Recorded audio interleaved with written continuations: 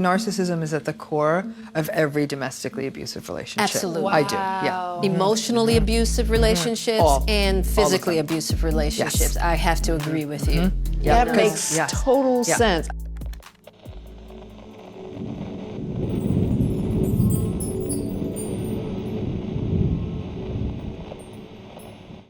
What's going on, everyone? It's Nina Infinity, and today I'll be sharing my thoughts on the Will Smith slap of Chris Rock. Please slap the like, share the video, and subscribe.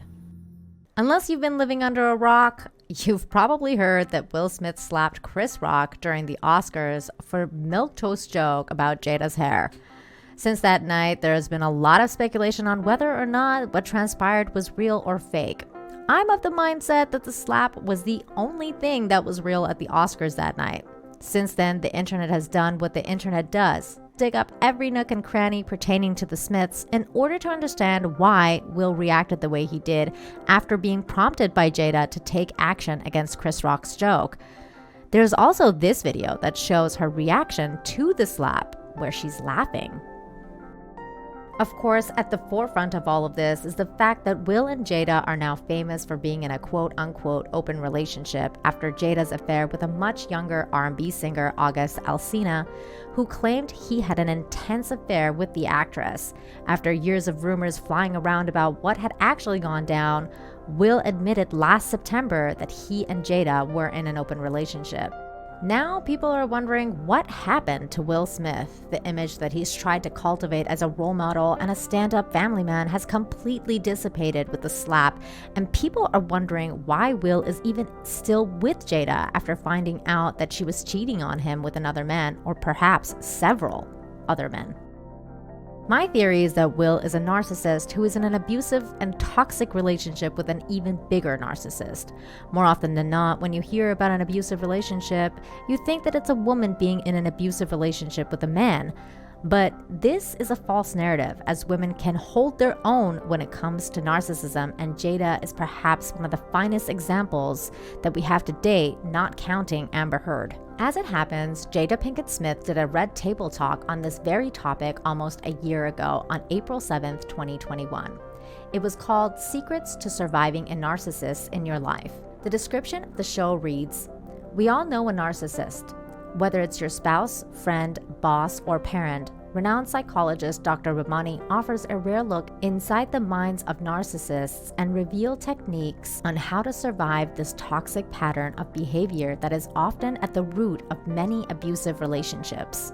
This video, oh boy, this video is one of the most tone-deaf videos I have ever watched. Watching this is so fascinating because it's offered with good intentions to try and help victims of narcissists understand what they're dealing with, but it's coming from an actual bona fide narcissist who is either completely oblivious to the fact that she herself is one, or completely understands that she is one, but wants to steer you clear away from finding that out by playing the victim.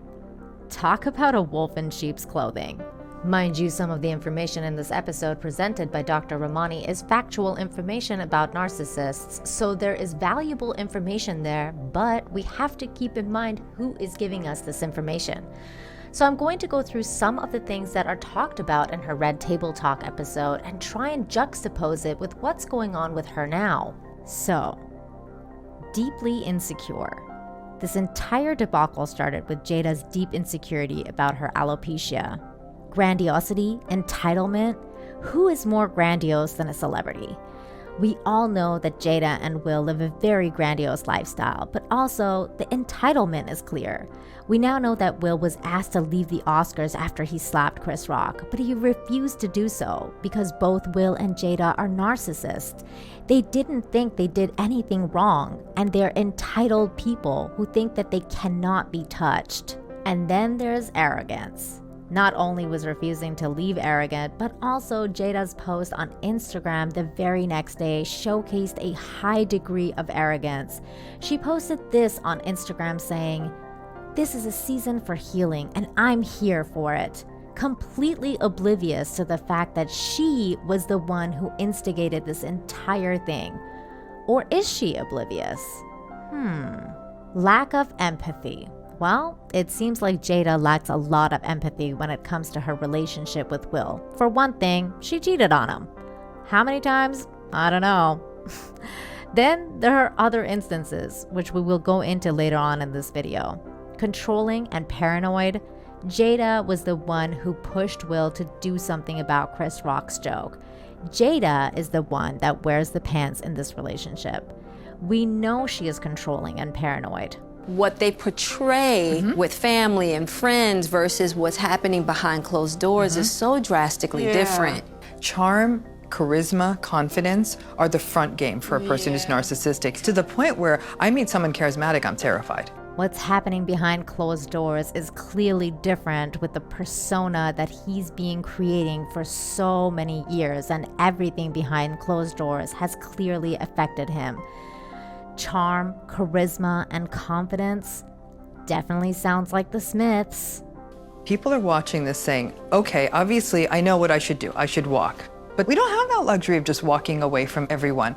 And so then people feel like, what do I just need to keep things the way they are? No, you don't. Okay. This is really a game of, number one, and above all else, radical acceptance.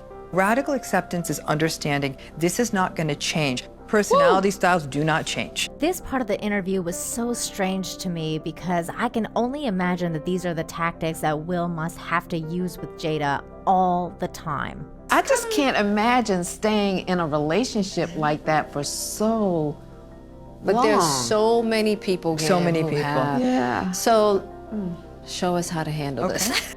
Yes, you, Jada.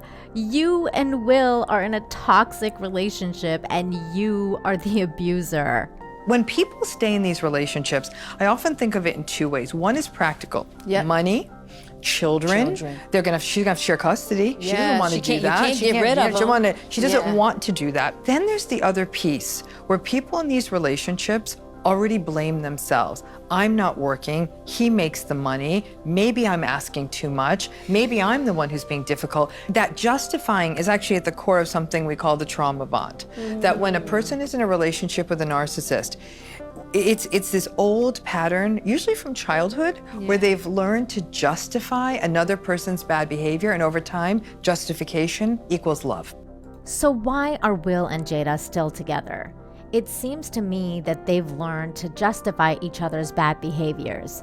There is another clip going around from another episode of Red Table Talk where Jada says this about her upbringing to her daughter Willow. My grandmother taught me about self-pleasuring because she wanted me to know that that pleasure was from me. Exactly. She didn't want me to fall into the hands of a man, and if he gave me pleasure, to think that that was him. And she taught me at 9. So we know they were both raised in abusive households. One of the main factors of narcissism is childhood abuse. Will is seemingly compensating for her narcissism and making excuses for her lack of empathy. I'm sure it goes both ways to some extent because I don't want you to think that I believe Will Smith is a sole victim in this. I think Will has a part to play in all of this. He's a grown man and has made some questionable choices himself, and he is also a narcissistic Hollywood actor. But from where I'm standing, it seems to me that Jada is running the show. So, Will, you know Esther Perel is coming to the table. She's going to be at the red table. Would you say she has been instrumental in you and I redefining our relationship? I would say don't just start filming me without asking me Oh my goodness. if you could film me. Esther, come help us again, please. I'm still dealing with foolishness. Because she don't just. Would you say that she helped us heal the hurts that we caused between one another? My social media presence is my bread and butter, okay? So you can't just use me for social media and not, don't just start roll. I'm standing in my house. Don't just start rolling. Please watch us stare at the red table because she's helped us a lot. Can't you tell? Earlier, I said we'll look into her lack of empathy for him, and here it was displayed.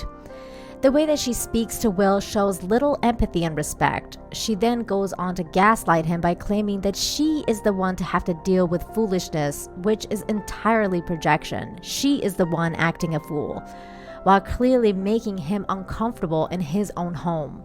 And if I was to put it in a word, it's victimized. They're always the victim. They're always blaming everyone else. They do not take responsibility. Their entitlement is more quiet. And in this scene, it's between two sisters-in-law. It seems like Will and Jada's relationship has both aspects of overt and covert narcissism. Both Will and Jada have been playing the victim with regards to the slap. This was evident with Will Smith's quote-unquote apology to Chris Rock, where he stated, "Violence in all its forms is poisonous and destructive. My behavior at last night's Academy Awards was unacceptable and inexcusable. Jokes at my expense are part of the job, but a joke about Jada's medical condition was too much for me to bear, and I reacted emotionally." So in one breath, he claims he is sorry, but in the next, plays the victim as to why he did what he did. Both him and especially Jada were victims of a heinous joke, which he reacted emotionally to. So what are we supposed to do when we have that? The number one thing you should do is really avoid the temptation to rescue them.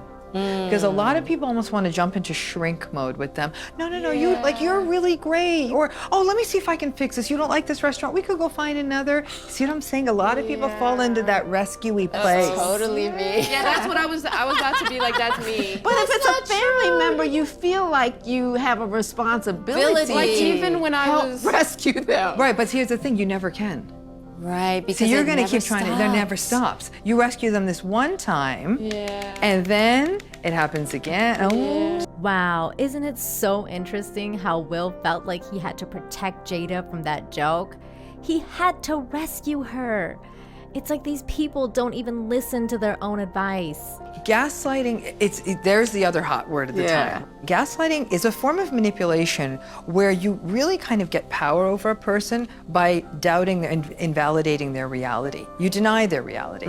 And when you deny someone's reality, 90% of people are like, maybe they're right. Maybe I didn't say that. Right. We doubt ourselves. When it happens repeatedly, you feel like you're literally going crazy. You no longer believe yourself. The only person who can really gaslight you is someone who either has some power or who you already trust a little already. That's why family members gaslight. That's why partners gaslight. So it's not just, gaslighting is not just lying. Gaslighting is lying and then twisting the knife further so you feel crazy. We already saw an example of Jada gaslighting Will, but we can only imagine how much of this goes on in their daily lives.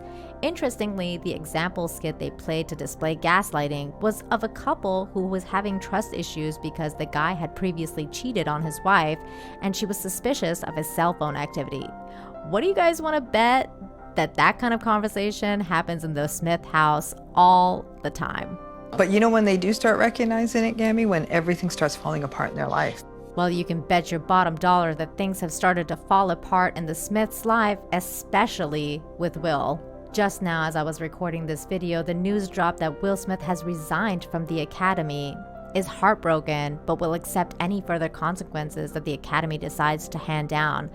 I wonder if Will Smith will finally start to see what being in a narcissistic relationship has done to him. Like, I've been studying narcissism, and every time you come in, it's like, nope.